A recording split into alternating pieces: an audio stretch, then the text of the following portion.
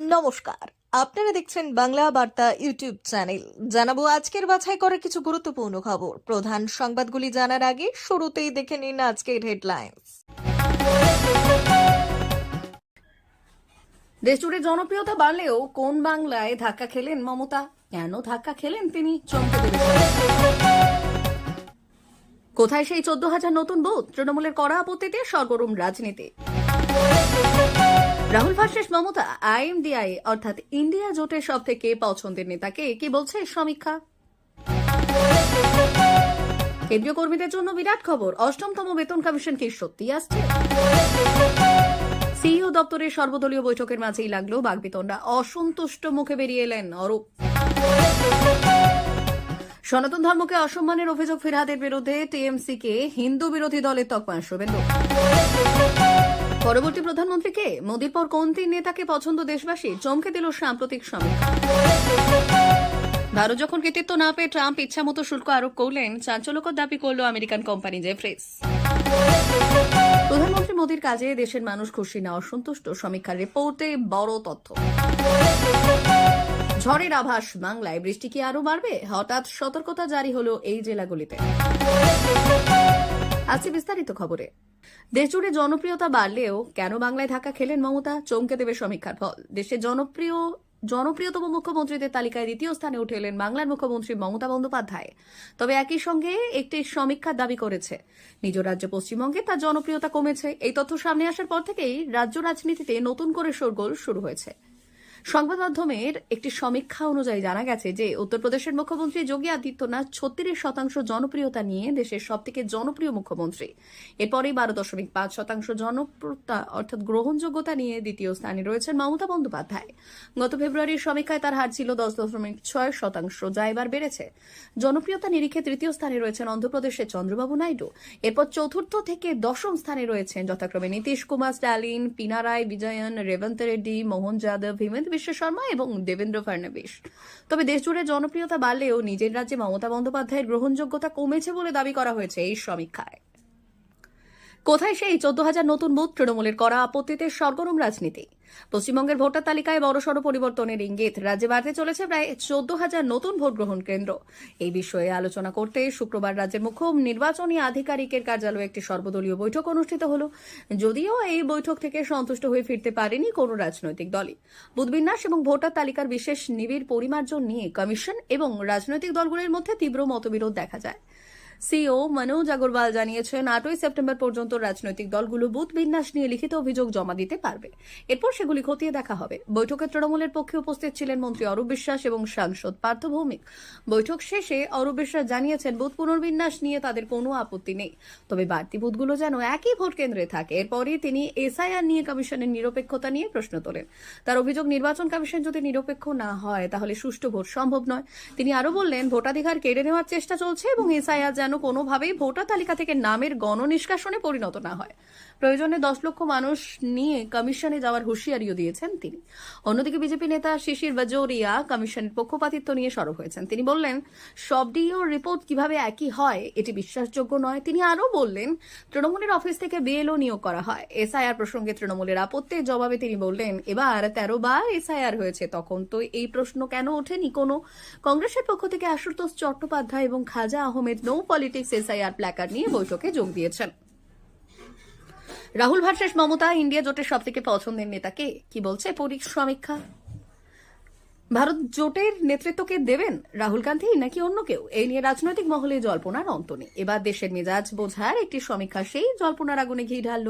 একটি জনপ্রিয় সর্বভারতীয় সংবাদ সংস্থা সি ভোটারের মুড অব দ্য নেশন নামের এই সমীক্ষায় উঠে এসেছে চাঞ্চল্যকর তথ্য। বিরোধী শিবিরের নেতা হিসেবে রাহুল গান্ধীর জনপ্রিয়তা 50%-এর বেশি। রাহুলকে এই দেশের প্রধান বিরোধী মুখ হিসেবে দেখতে চায় মানুষ। এমনকি ভারত জোটের নেতৃত্বকে দেবেন সেই প্রশ্নে উঠে এসেছে তার নাম। সমীক্ষা বলছে তিনি দেশের সবথেকে জনপ্রিয় বিরোধী নেতা। সমীক্ষা অনুসারে রাহুল গান্ধীর পার্লামেন্টের পারফরমেন্সকে 28% মানুষ খুব ভালো এবং 22% মানুষ ভালো বলে মনে করছেন। অর্থাৎ মোট 50% মানুষের মতে বিরোধী দলের নেতা হিসেবে তার কাজ খুবই সন্তোষজনক। অন্যদিকে 16% মানুষ তার কাজকে গড়পড়তা এবং 27% মানুষ তার পারফরমেন্সকে খারাপ বা খুব খারাপ বলছেন। ভারত জোটের নেতৃত্বে সব থেকে উপযুক্ত মুখকে? এই প্রশ্নের উত্তরে সব থেকে বেশি মানুষ 28% রাহুল গান্ধীর নাম বলেছেন। আর এই পছন্দের তালিকায় 8% মানুষ মমতা বন্দ্যোপাধ্যায়কে, 7% মানুষ অখিলেশ যাদবকে এবং 6% মানুষ অরবিন্দ কেজরিওয়ালকে বেছে নিয়েছেন। ক্লিক ব্যাংক কংগ্রেসের নেতৃত্বে রাহুল গান্ধী পরিবারের বাইরে কেউ কি বলছেন মমতা? কংগ্রেসের নেতৃত্বে দেওয়ার আগে রাহুল গান্ধী এখনো পর্যন্ত প্রথম পছন্দ। 38% মানুষ তাকে কংগ্রেসের প্রধান হিসেবে দেখতে চান। গান্ধী পরিবারের বাইরে সচিন পাইলটকে 16% মানুষ বেছে নিয়েছেন, যা তাকে দ্বিতীয় সব থেকে জনপ্রিয় মুখ হিসেবে প্রতিষ্ঠিত করেছে। কেন্দ্রীয় কর্মীদের জন্য বিরাট খবর। 8তম বেতন কমিশন কি সত্যি আসছে? কি বলছেন? দেশের কোটি কোটি কেন্দ্রীয় কর্মচারী এবং পেনশনভোগীদের জন্য আগামী দিনগুলো খুবই গুরুত্বপূর্ণ হতে চলেছে। 8ম বেতন কমিশন নিয়ে জল্পনা তুঙ্গে এবং সংবাদ মাধ্যমে সম্ভাব্য একাধিক পরিবর্তনের ইঙ্গিত দেওয়া হয়েছে। যদিও সরকার এখনো পর্যন্ত কোনো আনুষ্ঠানিক ঘোষণা করেনি, তবুও কর্মচারী সংগঠন এবং বিশেষজ্ঞদের মতে এই নিয়ে তুমুল আলোচনা হয়েছে। 7ম বেতন কমিশন বহু ছোট ছোট ভাতা বাতিল করে পে সিস্টেমকে সহজ এবং স্বচ্ছ করে তুলেছিল। 8ম বেতন কমিশনেও এই নীতি অনুসরণ করা হতে পারে বলে মনে করা হচ্ছে। Travel allowance, special duty allowance, আঞ্চলিক ভাতা এবং কিছু বিভাগীয় সুবিধে বাতিল হওয়ার সম্ভাবনা রয়েছে। 8ম বেতন কমিশন নিয়ে আলোচনা শুধু ভাতা পর্যন্ত সীমাবদ্ধ নয়। বিশেষজ্ঞরা মনে করছেন এই কমিশন মহার্ঘ ভাতা, পেনশন কাঠামো এবং অবসরকালীন সুবিধার ক্ষেত্রেও নতুন সুপারিশ আনতে পারে। দেশে ক্রমবর্ধমান মূল্যবৃদ্ধি এবং অর্থনৈতিক অবস্থার পরিপ্রেক্ষিতে কর্মীদের প্রয়োজন অনুযায়ী বড়সড় পরিবর্তনের সম্ভাবনা রয়েছে। সিইও দপ্তরের সর্বদলীয় বৈঠকের মাঝেই লাগলো বাগবিতণ্ডা। অসন্তুষ্ট মুখে বেরিয়ে এলেন অরূপ। রাজ্যের মুখ্য নির্বাচনী আধিকারিকের দপ্তরের সময় মেনেই যেন মিটল সর্বদলীয় বৈঠক। সকাল থেকেই ভোটের সমীক্ষা, নির্বাচনী প্রস্তুতির মতো নানা সম্ভাবনা নিয়ে আলোচনা হলেও বৈঠকের অভিমুখ থেকে ভোটার পুনর্বিন্যাসের মধ্যে বোধ বৃদ্ধিতেই এই দিনের আলোচনা অংশগ্রহণ করেছিল রাজ্যের শাসক থেকে বিরোধী শিবির। গলায় নো এসআইআর পোস্টার ঝুলিয়ে নিয়েছিলেন কংগ্রেস প্রতিনিধিরা। তৃণমূলের তরফে শুক্রের বৈশিষ্ট্যের বৈঠকে উপস্থিত ছিলেন মন্ত্রী অরূপ বিশ্বাস এবং পুলক রায় এবং সাংসদ পার্থ ভৌমিক।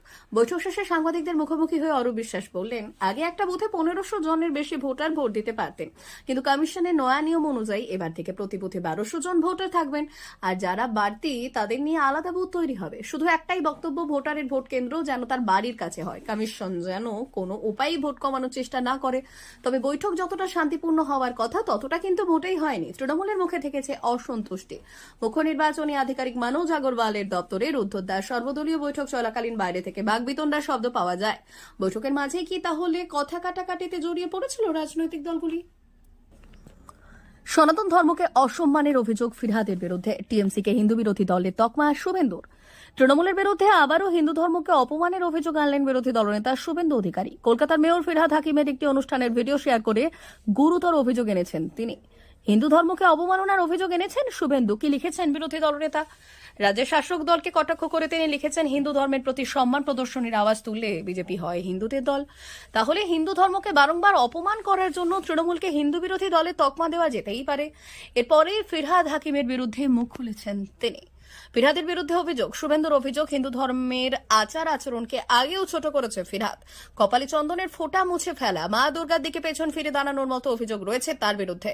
মেয়রের বিরুদ্ধে তিনি আরো বললেন, কে অতিক্রম করে যাবে বাংলা ভাষাকে অথবা ধর্মীয় মঞ্চে দাঁড়িয়ে ভাষণ দেওয়া যে ওনার নিজের ধর্মে জন্মগ্রহণ করলে সৌভাগ্যবান হওয়া যায় আর পরের ধর্মে জন্মগ্রহণ করলে তা দুর্ভাগ্যজনক। পরবর্তী প্রধানমন্ত্রীকে মোদীর পর কোন তিন নেতাকে পছন্দ দেশবাসীর? চমকে দিল সাম্প্রতিক সমীক্ষা। দেশে 2024 সালে লোকসভা নির্বাচনের পর দেশে 2029 সালের সম্ভাব্য প্রধানমন্ত্রী পদপ্রার্থী নিয়ে চলছে জোর জল্পনা।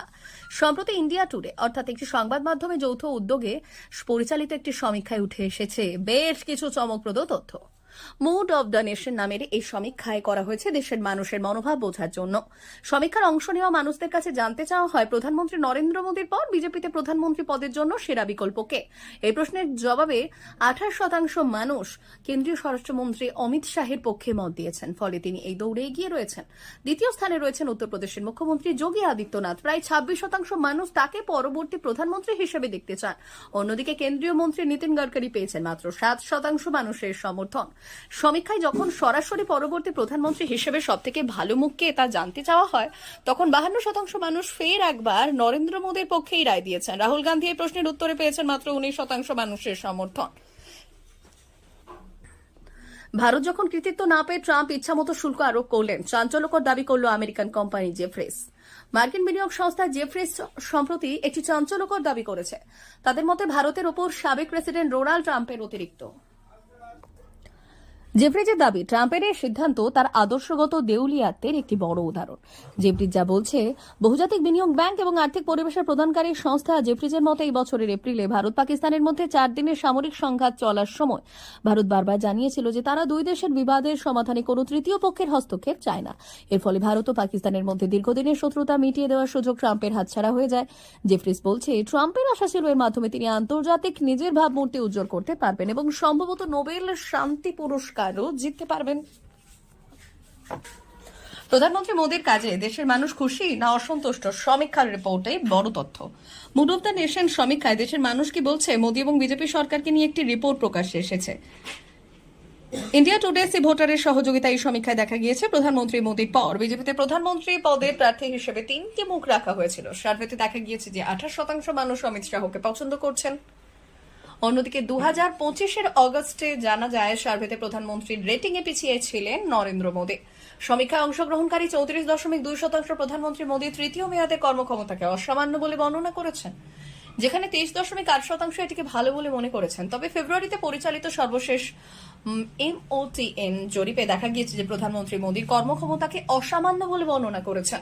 12.7% মানুষ বলছেন যে প্রধানমন্ত্রী মোদীর কর্মক্ষমতা গড় ছিল, যেখানে 12.6% এবং 13.8% মানুষ বলেছেন যে এটি খারাপ এবং খুব খারাপ। ঝড়ের আভাস বাংলায়, বৃষ্টি কি আরো বাড়বে? হঠাৎ সতর্কতা জারি হলো জেলাগুলিতে। চলতি বর্ষায় মৌসুমে একের পর এক নিম্নচাপের নাজেহাল দক্ষিণবঙ্গবাসী।